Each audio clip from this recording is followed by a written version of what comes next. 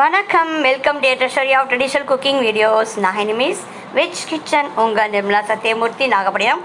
நமது பதிவுகள் simple ingredient ஷார்டமோ சுவையான சமையல். நம்ம பதிவுகள் நிறைய கொடுத்துருக்கோம், அதில் டிப்ஸ் நிறைய கொடுத்துருக்கேன். வேலைக்கு போகிறவங்க சரி, வீட்டில் இருக்கிறவங்க சரி, எப்படி ஷார்ட்டாக சமைக்கலாம், எவ்வளோ ஈஸியாக சமைக்கலாம்னு நிறைய பதிவுகள் கொடுத்துருக்கேன்.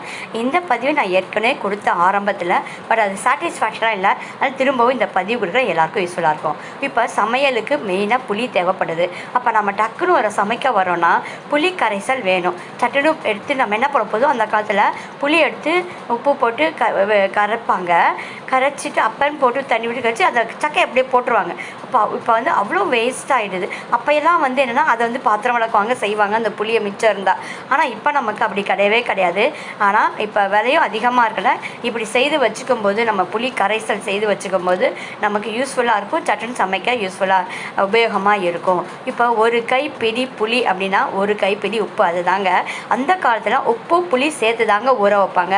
காலையில் எழுந்திரிச்சுன்னா வெந்நீர் கொதிக்கும் அடுப்பில். ஃபஸ்ட்டு லேடிஸ் வந்து அம்மாக்கள் வெந்நீர் வைப்பாங்க. வெந்நீர் ஒரு பக்கம் வந்து ஃபில்டரில் அடைப்பாங்க, ஒரு பக்கம் புளி எடுத்து உப்பு போட்டு தண்ணி ஊற்றி, ஃபஸ்ட்டு ஃபில்டருக்கும் உப்பு புளிக்கு தான் தண்ணி ஊற்றுவாங்க. முதல்ல காலை வெந்நீர் கொதிக்க வச்சு ஊற்றுவாங்க. நீங்கள் பார்த்துருப்பீங்க.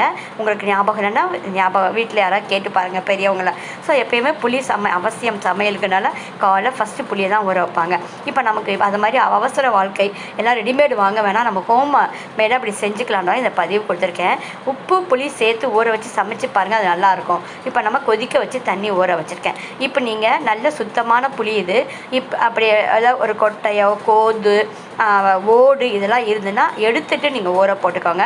நல்லா ஊறட்டும். வெந்நீர் கொதிக்க வச்சு ஊற வச்சு நல்லா சாஃப்ட் ஆனதுக்கப்புறமா அந்த தண்ணியை மட்டும் லைட்டாக வடிச்சிட்டு நல்லா அரைச்சிங்க. நான் ஈஸியாக அரைச்சிட்டு அந்த தண்ணி விட்டு, கொஞ்சம் தண்ணி ரொம்ப தண்ணி கரைக்காதீங்க, ஏன்னா திக்காக தான் நல்லது இல்லையா. அதனால் கொஞ்சம் கொஞ்சமாக தண்ணி விட்டு நல்லா இந்த புளி வடிகட்டி இருக்கு இல்லையா, அதில் தான் நம்ம இதை மாதிரி கரைக்கணும் புளி. அதுக்கு தான் இதெல்லாம் இதுதான் பயன்படுத்துவாங்க.